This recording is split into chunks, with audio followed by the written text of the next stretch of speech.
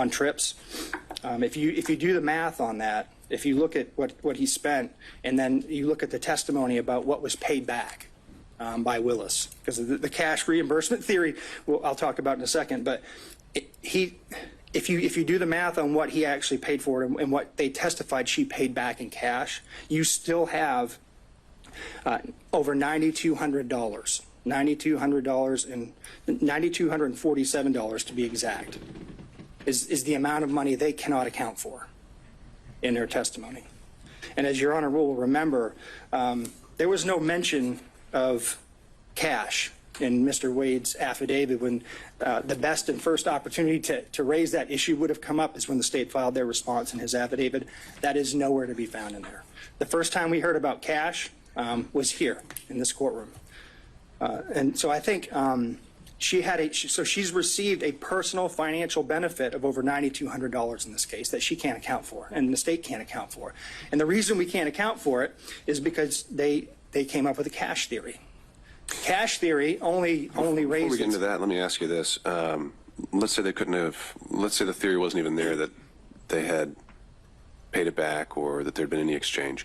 Should there first be a consideration of a materiality requirement? No. Have you seen that in this jurisdiction? Or, well, it's not in this jurisdiction. Have you seen that in any other jurisdiction? I haven't seen that, Judge. And if it was $6, that would still be improper. Would it be improper where it's a per se disqualification if someone, buys their boss a stick of gum? Is that per se disqualifying because there's no materiality requirement? Well, no, I don't disagree that it may not meet a materiality requirement, but it's a personal benefit. I won't say that giving a pack of gum is just justification for disqualifying a district attorney. I think that's part of the issue, Judge. I think it's a fact-based inquiry by you. So there's a continuum involved here. Yeah, but I think the continuum involves you looking at whether or not, in the grand scheme of things, it violates the Constitution, and whether or not there's an appearance of a conflict, and the appearance suggests that she actually received a benefit, and we know that she did. They admitted it. We don't have to speculate about that. They said that she said she got a benefit, and she said she paid back certain amounts. In that regard, Your Honor, I don't know, would $100 be enough? Would $200 be enough? I think you have to look at it globally and consider all of the witnesses, consider all of the facts, consider the credibility of the witnesses, frankly. Right. I mean, Your Honor sat here and watched everybody, so I haven't spent a lot of time going into the specific testimony because Your Honor is well aware of it. But you get to evaluate the credibility of the witnesses as a fact finder. And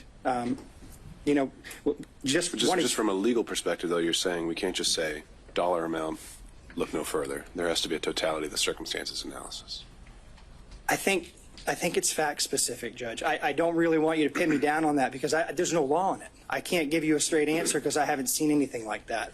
And I think if we build a materiality requirement into the case law, then you're down a slippery slope then, because then it's going to be the appellate courts are going to be deciding, well, is $50 enough? Is $100 enough? So I think it's not necessarily the amount of the money, it's the fact that she received it, and it's not insignificant. And I don't think your order has to say because she received $9,200 she's disqualified. I think if we go back to the 20,000-foot level, what's the appearance here? Is this fairness to the defendants? Does it appear that she is interested in this prosecution, or does it appear that she's disinterested? She took the stand. You can tell she's not a disinterested person when it comes to this proceeding, but we also argue she's not a disinterested person when it comes to the prosecution as a whole. I'm going to leave for I'll resist the temptation to defend